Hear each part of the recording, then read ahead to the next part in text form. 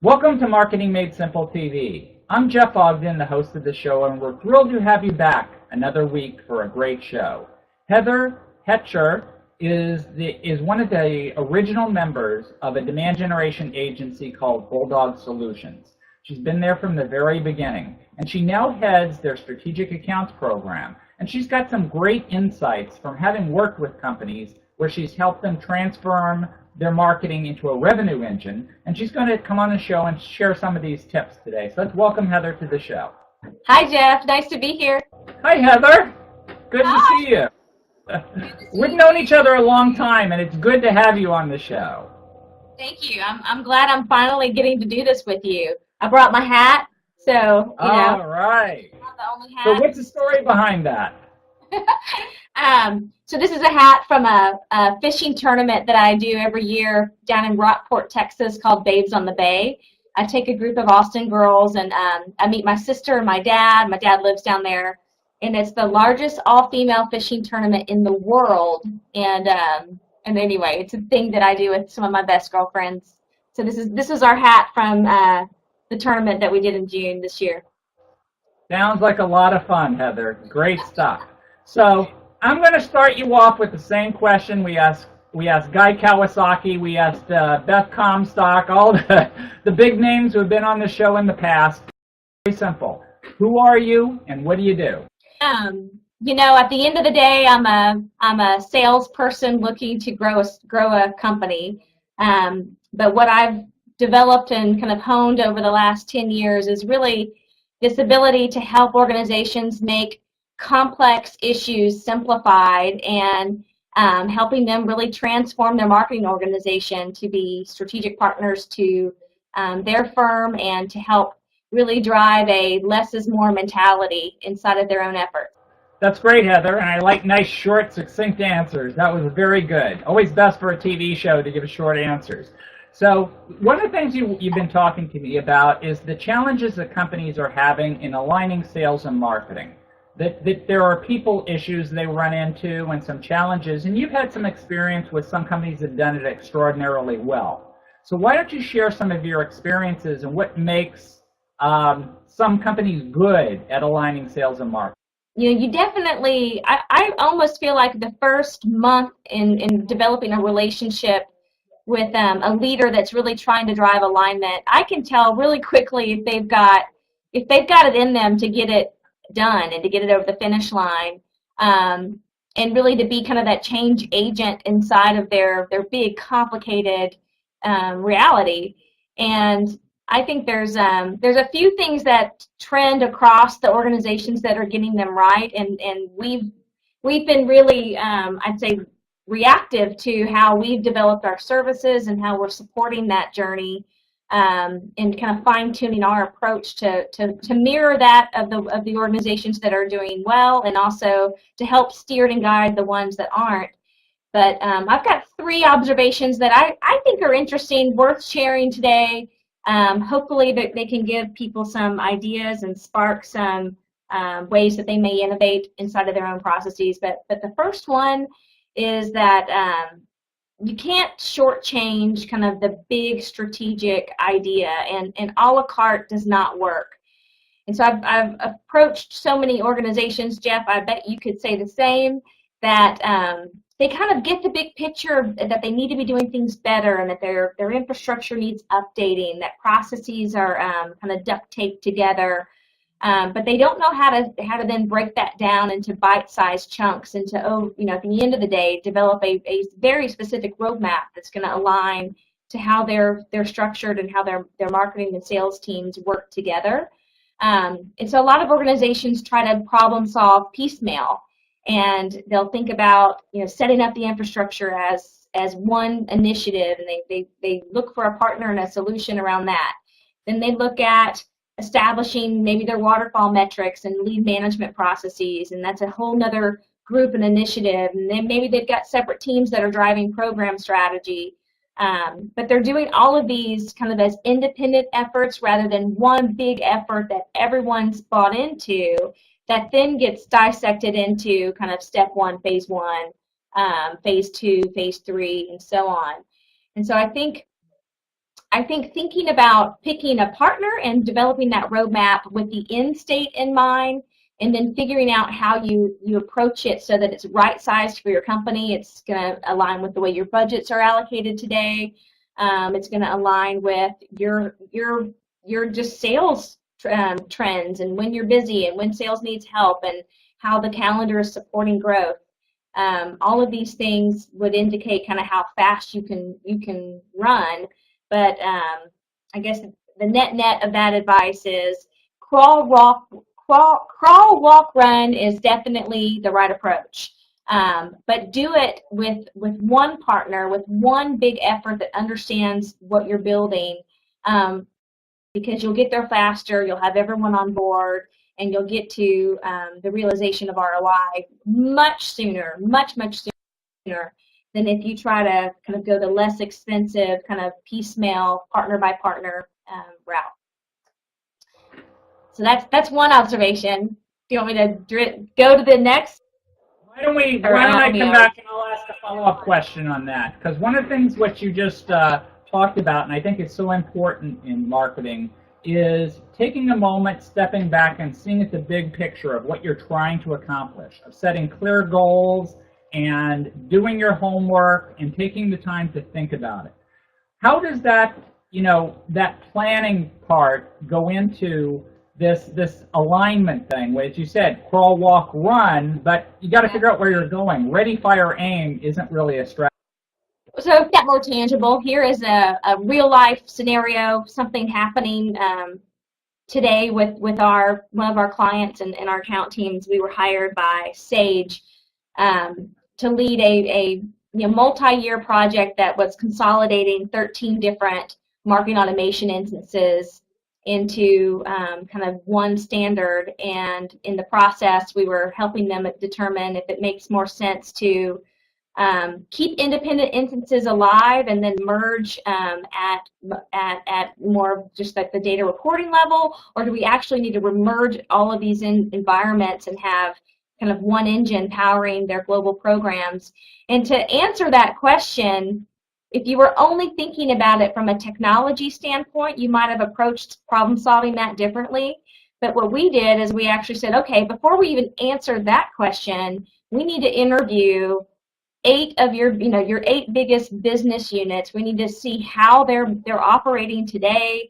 How do sales and marketing come together? What type of programs are being launched in the field? What type of account structure do they go after? Is it a named account play? Is it a completely wide horizontal play? All of these things will dictate how you need your data environment set up, how you need your program environment set up, and how much of a supporting role corporate or more of a centralized team can play to these fields.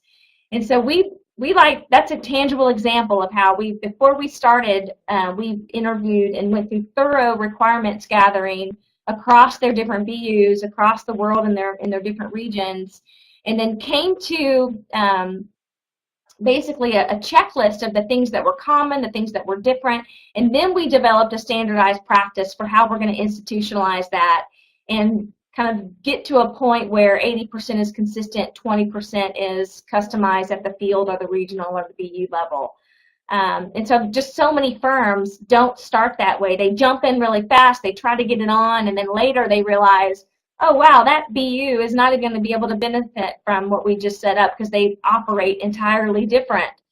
And so a lot of times we get hired to come in and do cleanup after an organization has already essentially set up something, set up an infrastructure, set up process, and they didn't get it right, and so they're looking for a partner to kind of quickly get them there. And that's one tangible example of how starting with the end state and then engineering an environment, a process, and an approach to maximize that is. Well, Heather, Bulldog Solutions is a third party that companies bring in. Why is it important that companies bring in objective people who can look at things with fresh eyes and with experiences and with knowledge that they probably don't have in-house? Because one of the problems I find in marketing all the time is people did job A 100 times. That doesn't make them an expert in job B and C. where a demand generation agency works with a lot of different clients and learns best practices, so they have that fresh perspective and that broad perspective. What are your thoughts on this? Experience, and I always tell my clients, I'm like, benefit from all the failure that we've experienced in trying to align these different pieces. Don't go out there and try to figure it out for yourself. It's going to be a long curve if that's the way if that's what your plan is. And I think 10 years in the trenches, doing it wrong before we figure it out right, is a huge advantage to this kind of space that we're all in that's evolving so rapidly. The other is in our culture, and I think this is something that gives us in particular a really competitive edge. But we have a testing laboratory of sorts, and that's our culture. We want to go out and test and apply a best practice and really prove it out over and over again, so that we're constantly recommending and bringing proven approaches into our client engagements. And so that experience, that ability to just really think like a scientist as well as an artist, and having a team that comes in already wearing those badges of honor is I think, a big value to how we're able to kind of quickly get our clients to a point of alignment and ROI. Yeah, so I think the partner argument these days is not as hard, because there's case after case after case of organizations that are trying to do it without a partner, or maybe they only have a tactical partner for one piece of it, and they're getting scrutinized really heavily because they aren't as far along as they should have been or what they promised. And more proof points around partners being able to kind of bridge that gap, bring in the resources, have a proven methodology for driving change, and then be the backfill support team to keep it going is an easier argument to make today than it was 2 years ago, I'll tell you that. That's interesting, and it's good to know that it is getting easier. So you've been, Bulldog has worked with a lot of companies out there and had a pretty broad experience. What do you see as some of the most common challenges that marketers are running into? The thing you must see the same problem over and over and over. So what would that one be, Heather? If I had a nick, I think the main thing that I see consistently, this is in Fortune 500 and above accounts, companies that are doing a lot of things great, and they will get it right, but where I'm walking into the picture, they've typically adopted an infrastructure, and they're focused on the technology side of the equation and not on the revenue and the business impact side of the picture. And they're really thinking about it from how do I stand this up, how do I generate reports and processes, and then in the complexities of what it takes to actually get there. They've lost the momentum that they had initially when they got approval to kind of go down this path, because it's taking them too long to prove ROI.